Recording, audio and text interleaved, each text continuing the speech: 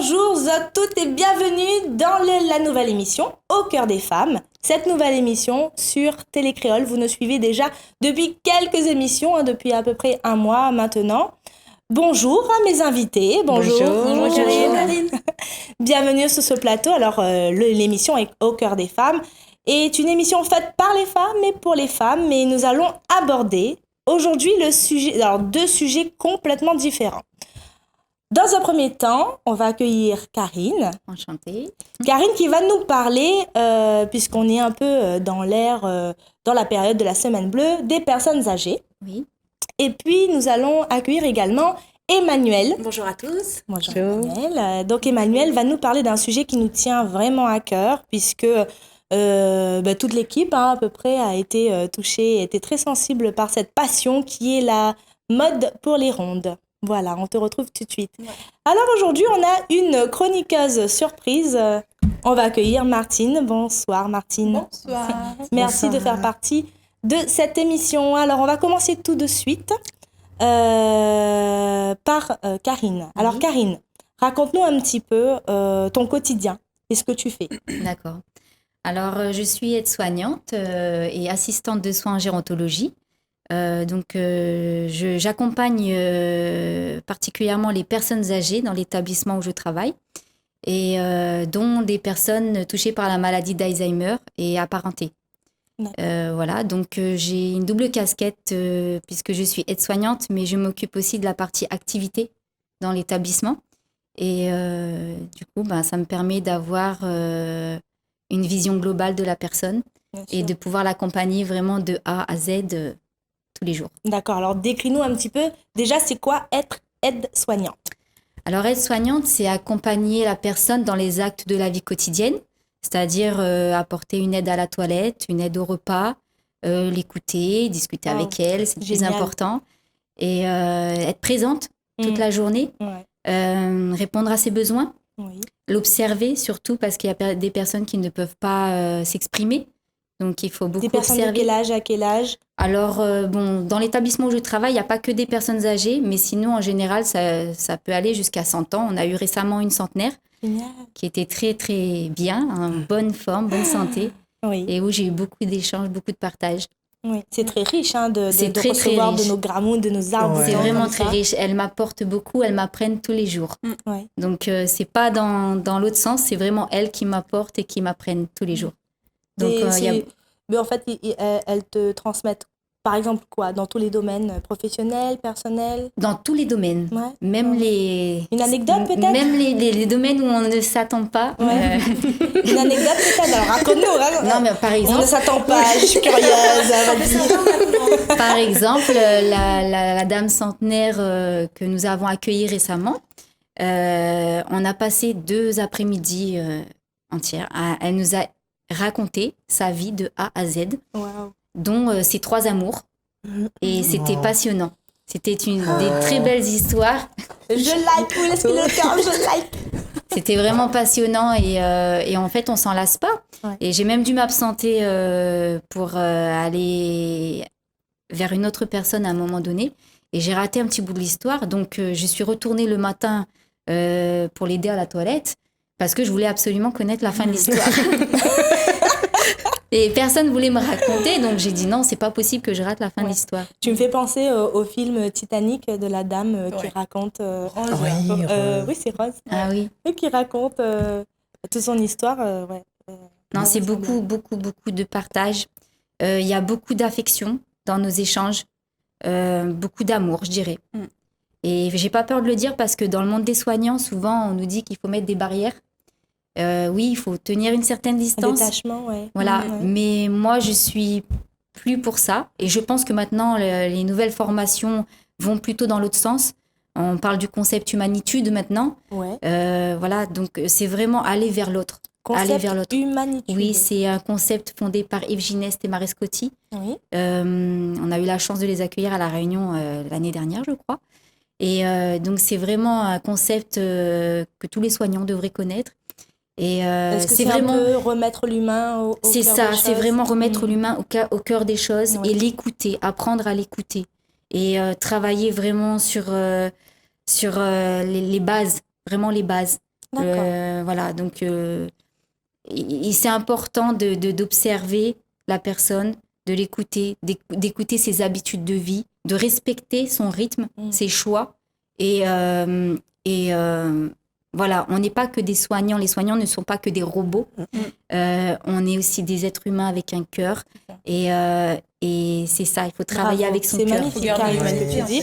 Je pense que Paul, là, on va pas tarder à pleurer. Mais non, c'est pas le but parce que c'est vraiment un monde où on rigole beaucoup. On voit, c'est vrai qu'on parle des hôpitaux ou des cliniques vraiment dans le terme, c'est triste, c'est l'hospitalisation, tout ça. Mais il y a beaucoup de vie dans ces établissements. Il y a beaucoup de vie.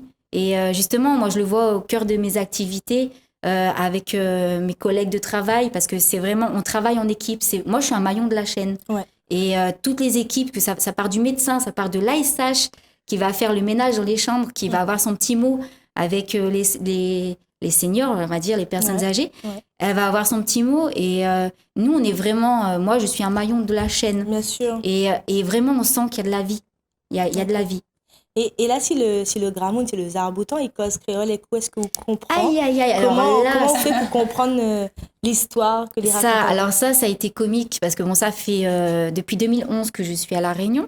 Et c'est vrai qu'au début, il y avait plein d'expressions créoles que je ne connaissais pas. Et par exemple, il y avait une dame qui me disait « Madame, donne-moi mon paletot, donne-moi mon paletot. » Et moi, le paletot, je dis « Quoi? Donne-moi quoi ?» Et moi, je ne comprenais pas. Mais bon, après, j'ai compris.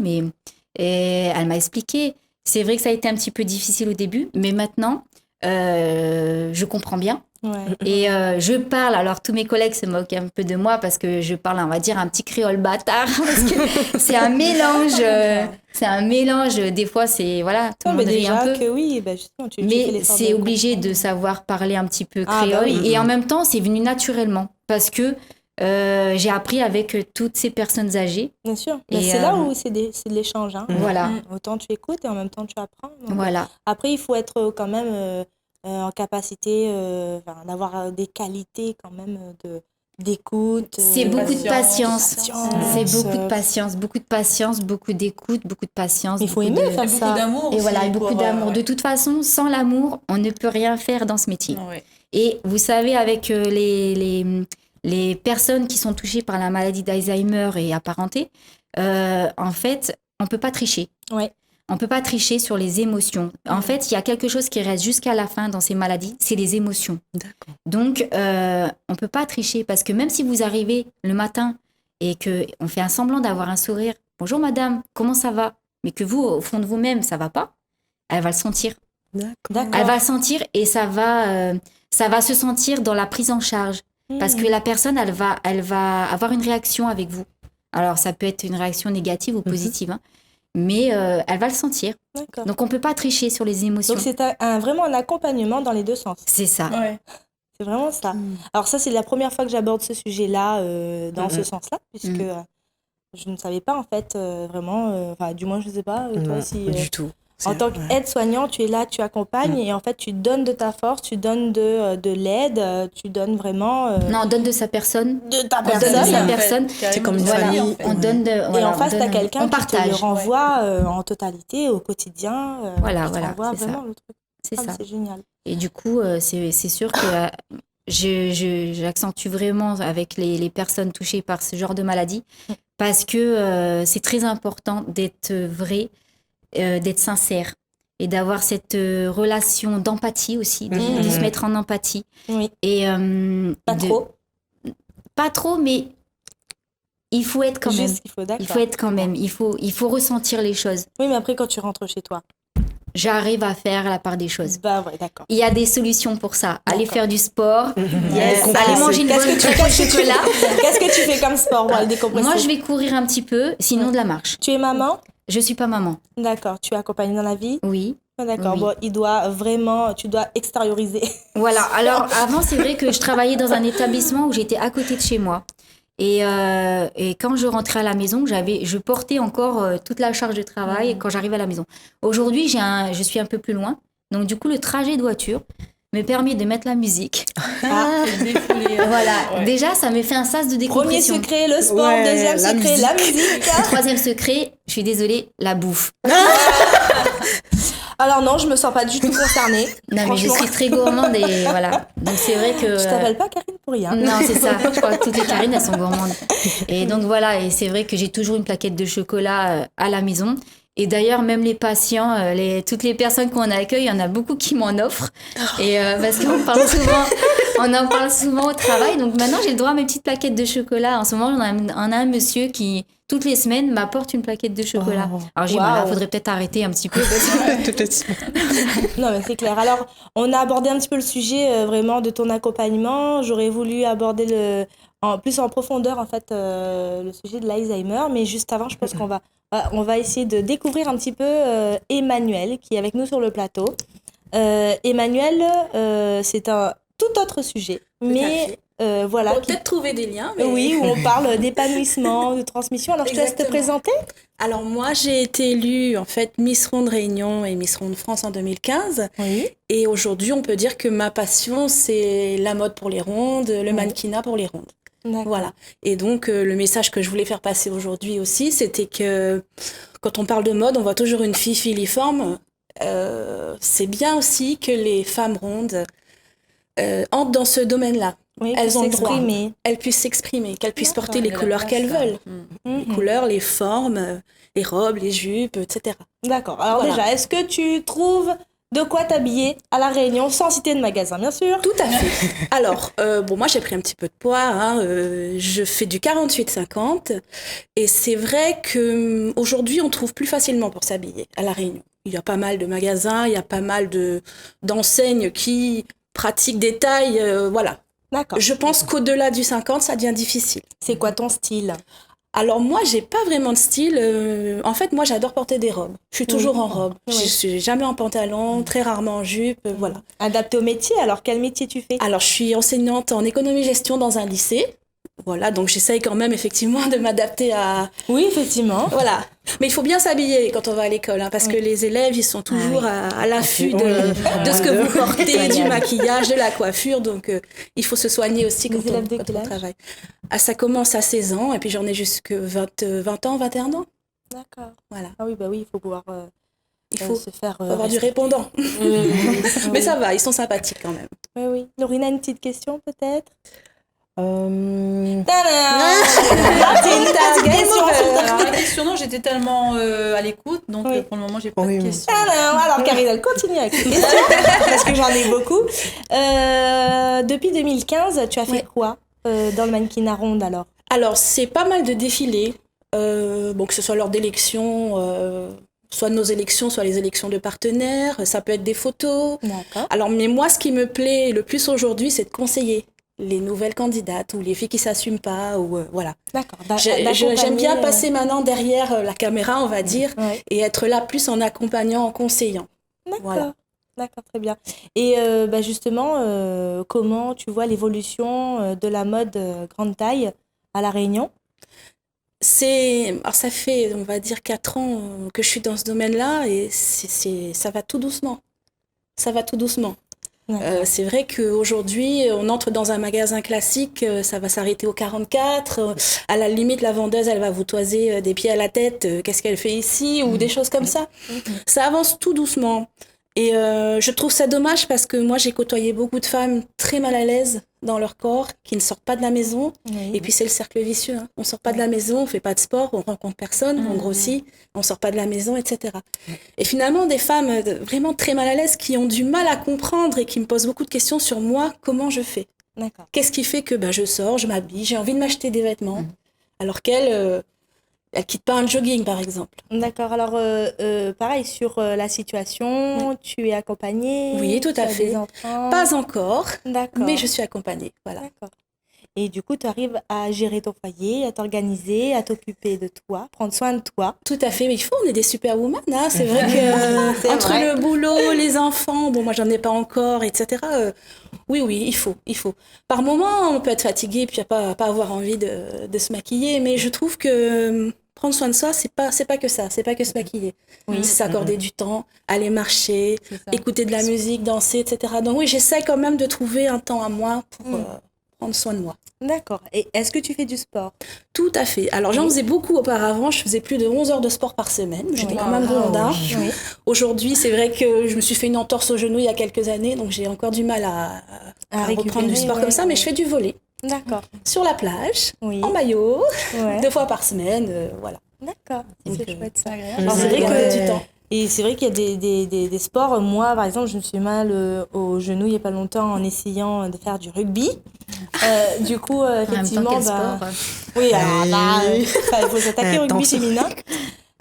Mais je suis assez baroudeuse, on va dire. Et c'est vrai que tous les sports ne sont pas forcément adaptés. Donc, le volley sur la plage, j'aurais jamais testé, mais je veux bien. Tu m'invites? Oh, pas de souci. En plus, c'est pas mauvais pour les articulations. Et Et ça, puis, c'est le stade qui amortit. Exactement. Et puis, bon, je vais dire un petit peu comme Karine, à la fin du match de volley, il y a l'apéro. Voilà. Il y a la troisième Voilà, on est entre amis, on peut se baigner. Je trouve ça, à La Réunion, je trouve que c'est vraiment super de faire du volley sur la plage. D'accord. Alors, pour rentrer dans le vif vraiment du sujet, c'est quoi le mannequinat rond? On fait des défilés, on fait des shootings photos. Tout à Tu fait. peux nous expliquer les deux? C'est quoi? On fait comment? Oui, alors défiler, ça peut être une marque ou quelqu'un qui demande à plusieurs mannequins donc de marcher, de présenter les tenues. Ça peut être aussi des bijoux. Et les photos, c'est plutôt on est en face d'un photographe et puis voilà, il va faire ressortir nos D'accord. atouts. Voilà. D'accord. C'est vrai qu'être mannequin, c'est quelque part s'exposer. Oui. Donc, Est-ce que ça t'a aidé, alors, cette élection et pourquoi tu l'as fait, d'ailleurs? alors, pour tout dire, au départ, en 2014, j'ai eu un gros chagrin d'amour. Oui. Et j'avais besoin de retrouver de l'amour-propre, de la confiance en moi. Oui.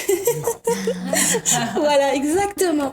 Voilà. Exactement. Voilà, François. Oui, mais après, on en redonne. Voilà, exactement. Toi, t'es une carré, toi? Et du coup, je me suis dit, il faut que je trouve quelque chose pour retrouver de la confiance en moi. Je me trouvais pas particulièrement jolie ou quoi que ce soit, mais j'avais besoin de rencontrer du monde, de faire des choses. Je me suis lancée là-dedans, encouragée par mes élèves. Et puis, bon, ça s'est passé, voilà, comme ça s'est passé, ça a pas mal marché. Et ça m'a permis, c'est vrai, de retrouver de la confiance en moi. Je dis pas qu'aujourd'hui, je suis pas quelqu'un de complexé, hein. Tout le monde a des petits complexes. Surtout que là, bon, moi, j'ai pris quand même un peu de poids. Mais je m'accepte. Je m'accepte. Ça Je se me dis, voit. je suis avec ce corps-là, il faut que je fasse avec. D'accord. Et puis si ça peut aider la petite copine d'à côté qui, elle, a du mal, bah tant mieux. Bravo. D'accord. Très, très belle. Ouais, leçon. bravo. Merci. Il n'y a pas le bravo, là? Non, il n'y a pas le bravo. Non, il n'y a pas de bravo, il faudra Ouais, l'ajouter. Je like, allez. Je like. Voilà. Ouais, je like. Voilà. Merci Like les ce que tu filles. dis, oui. Et n'hésitez pas à nous retrouver sur la page Facebook, liker, commenter, venez nous rejoindre sur le plateau Télé Créole pour ces émissions. Aujourd'hui, on aborde, puisque je fais un petit résumé, le sujet des seniors, clin d'œil à la semaine bleue, et puis le sujet de la mode grande taille, donc deux sujets complètement différents, mais finalement, on s'y retrouve, mesdames. On s'y retrouve parce qu'on parle beaucoup d'émotions, de Oui, sentiments, de bienveillance, de générosité dans les deux sens, effectivement. C'est vrai. Je reviens avec Karine Oui. sur l'Alzheimer. Alors, on devait aborder ce sujet. Comment tu souhaites... allez, je te laisse. Alors, bon, comment tu souhaites déjà, l'aborder. je vais être brève là-dessus, c'est-à-dire sur la maladie en elle-même. Je ne suis pas médecin trop pour décrire la maladie. Donc moi, je vais plutôt expliquer un peu ma prise en charge personnellement avec ces personnes. Comme je vous ai dit tout à l'heure, hein, c'est vraiment, je joue vraiment sur les émotions parce que c'est ce qui reste jusqu'à la fin. Mais après, c'est vrai que c'est très difficile d'accompagner ces personnes et je pense aux familles qui ont beaucoup de mal souvent à les accompagner Et à comprendre. et à comprendre. Et c'est très difficile quand vous avez un proche qui ne vous reconnaît plus. Et, Est-ce qu'on a des associations qui accompagnent les ah familles? oui, bah, il y a France Alzheimer Réunion qui existe, hein, donc D'accord. voilà. Après, c'est vrai qu'au quotidien, il y a beaucoup de troubles du comportement, donc qu'il faut essayer de limiter. Je parle Est-ce que de la déambulation, par exemple. Oui, tu peux D'accord. définir exactement ce que c'est alors l'Alzheimer et Et C'est une maladie neurodégénérative qui fait que la personne va perdre peu à peu la mémoire, qui va avoir des troubles cognitifs donc, et qui va perdre un peu la perception des choses et qui n'arrivera plus à réaliser. C'est quoi les premiers symptômes? On va dire, il y a je ne vais pas cataloguer, mais le truc tout simple, c'est la personne va chercher ses affaires sans arrêt, ne va plus les trouver. Donc ça, voilà, les oublis. Et puis peu à peu, ces troubles vont s'accentuer. Et jusque dans la maladie, elle va progressivement avoir des troubles de la parole. Et on ne guérit pas de ça. Non, on ne guérit pas malheureusement. On peut ralentir apparemment les effets, mais après moi je suis pas médecin, donc. Mais voilà, nous vraiment notre rôle en tant que soignant, c'est d'accompagner la personne. Et moi particulièrement, j'essaye par le biais des activités de limiter les troubles du comportement, les angoisses. De tuer l'ennui aussi et puis et voilà de canaliser en fait, c'est canaliser toutes ces émotions qu'ils peuvent ressentir. Par quoi alors comme activité? Alors il y a quelque chose qui marche vraiment à tous les coups, c'est la musique. La musique c'est magique. Voilà. Donc tu mets quoi comme son alors? Alors j'essaye les oreilles de mémé. J'essaye de voir un petit peu avec toutes les personnes en général ce qu'elles aiment. Et je fais un petit mix que je mets sur ma clé USB et je mets ça souvent dans la salle d'activité. D'accord. Et on essaye de varier un petit peu les goûts pour tout le monde, pour satisfaire un peu tout le monde. Mais généralement, tout ce qui marche bien, c'est l'accordéon. Et puis les chansons créoles longtemps, Cascavel et compagnie. Ça a toujours beaucoup de succès. Donc, et là, récemment, on a une personne qui était atteinte par cette maladie et qui est restée tout le temps dans sa chambre. Et elle est venue dans la salle avec sa famille et on a mis la musique et la dame s'est levée du fauteuil toute seule et s'est mise à danser. Super. Elle s'est mise à danser, mais c'était magique. Ouais, c'est clair. Et même la famille était, très, très heureuse de voir ça. Ah oui, et nous-mêmes, en tant que soignants, ça nous met le frisson, quoi. Ouais. C'est des moments qui nous mettent le frisson. Intervenir dans la vie des gens et faire donner un petit moment d'espoir aux familles. Voilà. De retrouver peut-être un petit bout de la personne qui se souvient ou qui veut réagir. Voilà. Oui, c'est ça. Cool. Après, on met en place d'autres activités un peu plus manuelles. On essaye de faire travailler aussi parce que, le but, c'est vraiment d'occuper la personne, de tuer l'ennui, mais c'est aussi d'essayer de maintenir les capacités restantes. Donc, on va essayer de mettre en place des ateliers peinture, tout ce qui est collage, des choses comme ça. Alors un petit conseil aux familles ou qui ont besoin d'accompagnement et qui ont peut-être détecté quelques symptômes chez des membres de leur famille. Donc un conseil à ces personnes-là? Moi je dirais qu'il ne faut pas hésiter à en parler maintenant autour de soi parce qu'il y a beaucoup de professionnels, il y a beaucoup d'associations et il faut oser en parler, il faut en parler, même avec les soignants. Il existe maintenant des structures qui peuvent accueillir ces personnes, on appelle ça des répits familiaux, pour permettre aux familles de souffler, parce que c'est très dur pour les familles d'accompagner. Voilà, la prise en charge est très très compliquée, très dure. Psychologiquement, c'est lourd. Donc, il ne faut pas hésiter à faire des demandes auprès des médecins traitants pour un petit séjour dans les établissements comme ça. Et puis après, on discutait avec les professionnels sur place. Voilà, on a... D'accord, donc communiquer. Voilà, beaucoup communiquer. Ne pas rester tout seul. Enfermé, voilà. D'accord, isolé face à cette maladie. Voilà. D'accord, merci Karine. De rien. On va clôturer l'émission avec le témoignage d'Emmanuel. Emmanuel qui aborde avec nous le sujet du mannequinat pour les rondes. Comment ça se passe quand on demande à des femmes rondes de poser ou de défiler en maillot de bain ou en lingerie? Est-ce que c'est quelque chose que tu fais et comment ça se passe? Alors, au sein de l'association dont je fais partie, ça nous arrive souvent, que ce soit dans une élection ou pour des partenaires. Je veux dire, ça dépend du degré d'acceptation où on est. Au départ, personnellement. Voilà. Alors moi, au départ, les filles sont souvent je vais être en maillot de bain, je vais être en lingerie, ça va être difficile. Et puis au final, avant qu'elles passent en maillot ou en lingerie, on a des phases de shooting où elles se voient en photo. Parfois, elles se disent c'est moi, c'est incroyable, je suis belle. Et puis c'est vrai que c'est une phase d'acceptation. Au départ, c'est peut-être pas évident de se dire je vais poser en lingerie, je vais poser en maillot de bain. Et puis au final, l'acceptation est tout à fait naturelle. Elle se fait au fur et à mesure. Et elles en redemandent même. Après, c'est vraiment... Et est-ce qu'il faut justement poser en maillot de bain pour s'accepter ? Je dirais pas, il faut peut-être pas poser en maillot de bain pour s'accepter, mais parfois, quand on est vraiment bloqué à ce sujet-là et qu'on est dans le fameux cercle vicieux dont on a parlé tout à l'heure, faut peut-être faire quelque chose, oui, pour comprendre et pour croire qu'on est belle. Sortir de sa zone de confort. Sortir de sa zone de confort. Oh non, parce tout à que, fait. Voilà, nous ici, on est quand même dans une émission au cœur des femmes où on veut préserver l'image de la femme et son intégrité, sa dignité. Et que ça soit mince, ronde, petite ou grande, noir, blanc, jaune, vert. Je pense que la femme, avant tout, c'est un bijou, c'est un cadeau. Exactement. Il faut la préserver, il faut en prendre soin.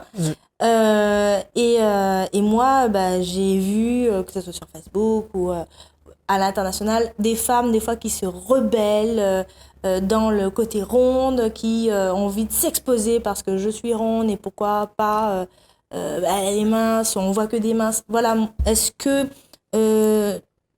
comment tu es par rapport à cette philosophie-là ? L'idée, en fait, je parle de la création de l'association au départ, valeur à laquelle j'adhère totalement, c'est qu'on est là pour aider la femme ronde à s'accepter. La femme ronde, elle n'est pas là pour prendre le pas sur la femme mince, il n'y a pas de combat, il n'y a pas de duel, au contraire, on est toutes des femmes aussi belles les unes que les autres. Et le but, c'est de faire comprendre que la beauté, c'est pas une question de taille, c'est à l'intérieur, c'est à l'extérieur, c'est une question de cœur, c'est exactement ça. Donc effectivement, nous, ça passe peut-être par poser en maillot de bain, mais derrière ça, je veux dire, il y a toute une philosophie. Oui. Toute une philosophie de valeurs partagées. On fait du sport aussi, je veux dire, on essaye de promouvoir le sport pour les rondes, donc le but, c'est aussi c'est pas de rester à l'image parfois très belle que les femmes rondes renvoient, c'est surtout d'aller en profondeur et de comprendre que on est belle, on est élégante quand on est belle dedans et dehors. Oui, voilà. C'est ça le plus important. Eh bien, écoute, je te donne rendez-vous très prochainement puisque nous avons, lors d'une précédente émission, accueilli Nadège, qui est présidente de l'association des gens de petite taille, donc 1m26, et elle nous a mis au défi d'organiser un défilé cosmopolite, un défilé autour de toutes les personnes dites différentes pour justement marquer le coup et promouvoir et valoriser un petit peu tout ça. Je te donne rendez-vous, j'espère que tu seras à nos côtés. Ça marche, ouais, voilà. Je trouve ça génial. Ouais. Je trouve ça génial comme idée. Je trouve qu'on le fait pas assez, donc oui, mais très bonne initiative. Parce que, voilà. Et puis, petit clin d'œil au prochain salon de la mode de l'Océan Indien qui aura lieu le 27 octobre, qui sera organisé pour une fois à l'île de la Réunion. Et c'est le petit clin d'œil par rapport à la mode grande taille. Merci Karine, merci Emmanuel. Merci à vous. Merci les filles de nous avoir accompagnés sur cette émission Au cœur des femmes. Vous pouvez nous retrouver sur la page Facebook Au cœur des femmes. Nous avons également la possibilité d'interagir avec vous directement via des lives Facebook Live, pardon. Live. Et laissez-nous vos commentaires, contactez-nous par mail pour des futures collaborations possibles. La prochaine collaboration, donc, c'est la journée de la misère avec Téline qu'on a accueillie lors de notre la précédente émission. Et puis, nous sommes en préparation du prochain défilé cosmopolite de la Réunion de l'Océan Indien et j'espère que vous serez avec nous. Yes. Merci, on se retrouve très prochainement. À très bientôt sur Télé Créole. Au revoir.